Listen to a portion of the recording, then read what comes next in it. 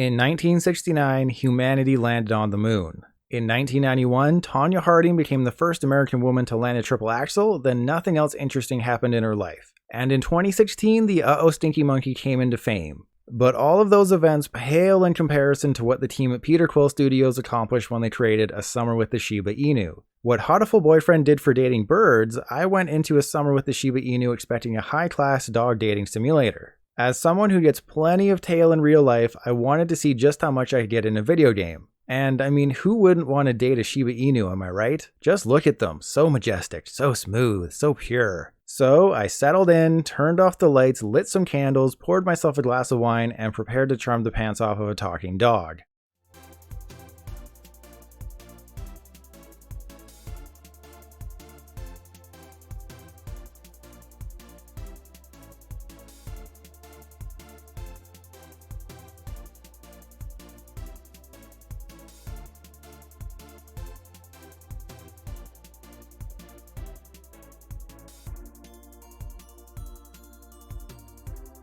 Yeah, so this isn't actually a dog dating simulator. I mean, look at the box art and game title. It's not my fault I wanted to seduce some dogs, okay? A Summer with the Shiba Inu is actually the Hunger Games with dogs, except the Battle Royale takes place in a virtual world like Ready Player One, all while a real-world search for a missing brother goes on.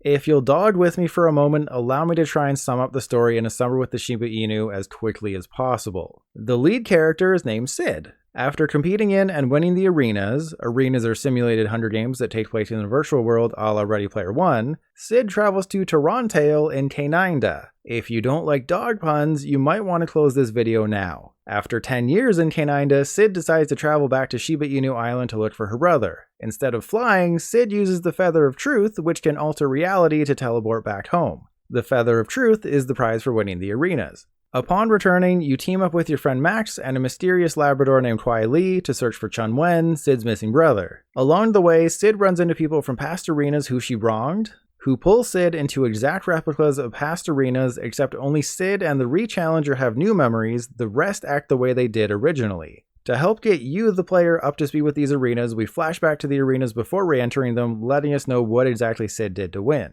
In the first arena flashback, we learn that Sid killed a dog in the arena and somehow that dog died in real life as well. So for the re-challenge, the dog who re-challenged Sid, Hai Fen Hong, combines pendants with Sid. I forgot to mention that each dog has a pendant which denotes their arena ranking, and if you smash their pendant in the arena, you eliminate them, but they also have pendants in real life. Oh, and Sid is called a white dot, and dogs with white dots on their fur are considered unnatural and get murdered or something. Anyways, in that arena re-challenge, Sid feels guilty for her role in killing that other dog, which partially led to the decision to leave for Canada. While in the re-challenge, Sid slightly alters her decision to accidentally kill that dog. Then we head back to the real world and everything's cool between Sid and Hai Fen, so the search for Chun Wen continues. Unfortunately, that search takes up a huge chunk of the game and never really goes anywhere. It's just a lot of dead ends and talking, and should Sid trust Kwai Li the Labrador. But during those searches, we have random flashbacks to previous arenas, then re-challenges in those arenas, and learn more about Sid's actions and how Sid became the goodest of dogs. And yes, the arenas are used to determine who is a good dog and who is a bad dog. If you do well in the arenas, you get a high ranking and every dog under you has to do what you say. Yeah, this game is weird, kinda really boring, and rough around the edges. Get it? Rough around the... Never mind. Despite my general dislike of A Summer with the Shiba Inu, when I was in the arenas fighting for victory with Sid, the game wasn't terrible. The story has a bit of action, well, the action is usually just two still images sliding over top of each other, and they do a decent job building up some tension while feeling bad for dogs who get double-crossed. But the problem is, they spend way too much time on the brother investigation in real life. Like, I was mindlessly pressing A through those scenes because they never end and are filled with useless details. It's not interesting in the slightest, yet they make the investigation and whether the lab helping you is trustworthy the main story. Plus, there's so many time jumps just out of nowhere. You start in present day, which is year 224. Then you go back a week. Then you flash back 16 years to arena, then back to present day. While in present day, you travel back to that simulation set 16 years in the past. After that, you flash back even further than that original arena to an earlier arena, and while in that arena, you go back a couple of days for a bit of backstory before hurtling back to that arena's present day, which is actually the past. Nothing I said here is exaggerated, and yes, it's as jarring as it sounds. Plus, there will be several moments where you enter a new day, have a line or two of text, then it'll cut to a transition and a new day.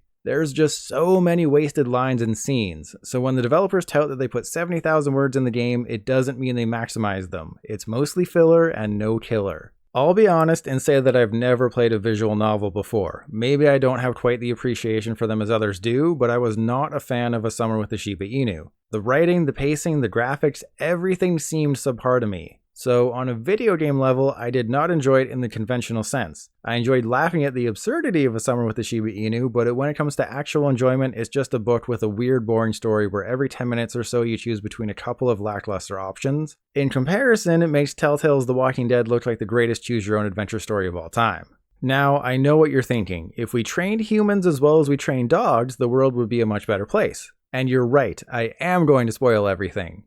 As convoluted as I thought Shiba Inu was throughout the bulk of the game, it all pales in comparison to the tail end. My god, the ending. There's 3 endings, and the one I got was so rushed. After the game takes its sweet time finding Sid's brother, Chun Wen just kinda gets found, then immediately rejects Sid for not being mentally tough enough or something, all without any real explanation. Sid gets super pissed, so she instantly turns into Thanos and destroys reality as dogs know it, then declares herself ruler of the new world because all Shiba Inus besides her devolved. Roll credits. Seriously, that is the ending. Oh, did I mention the time from finding Sid's brother to the world ending is only a few minutes, despite everything up to that point taking a few hours?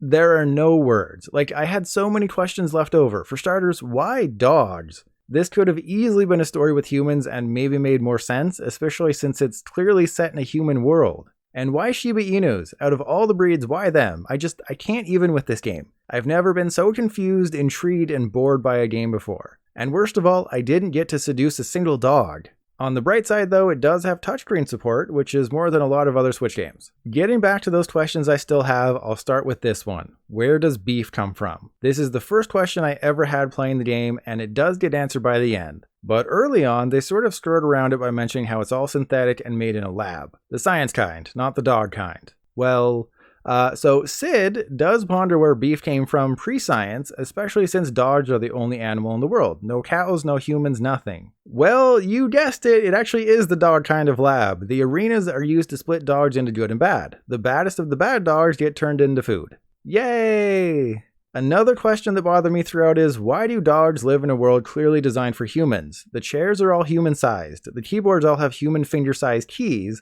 Doors have doorknobs. If you're going to make a dog world, make it a dog world. It doesn't make any sense to me that dogs can talk and create hologram phones, yet they lack the know-how to make a dog-shaped keyboard. Plus, there's several instances of dogs knocking on doors. Is that even possible without knuckles? And what about dog musicians? They exist, so how do they play something like guitar? Oh, and they wear shoes, but only on special occasions, and the brand champions still exist in this world. And another super important unanswered question is, how long do the dogs live? The arenas are 16 years in the past, and there is a mention that Sid had been working on something for decades. Are we to assume that dogs in this world live as long as humans? Or are they calculating years in dog years? Like, is 16 years in this game actually just one human-sized year? How could a game about dogs in a simulated Hunger Games world be so confusing? If you couldn't tell from everything else up to this point, I do not recommend A Summer with the Shiba Inu. Yes, it's one of the weirdest games I've ever played, but that's all it will ever be to me. If the developers had just given me one dog to seduce, maybe it'd be a different story. Without that, it'll be deleted from my Switch and never played again. Before that happens though, let me get to what you all came here for. Groan-inducing dog puns. Here's a list of all the puns I could remember, typed out because that's easier for me than compiling all the screenshots. I've already covered how Canada is Canada and Torontail is Toronto. We also have several changes of hand to paw, Bayonetta 3 and Portal 3 being turned into BeetleNetta 3 and Potul 3, Steam.com turned into Vapor.dog, Google Maps being Woofle Maps, Popular being Popular, and so much more. At least when it comes to the amount of dog puns, A Summer with the Shiba Inu is a 10 out of 10.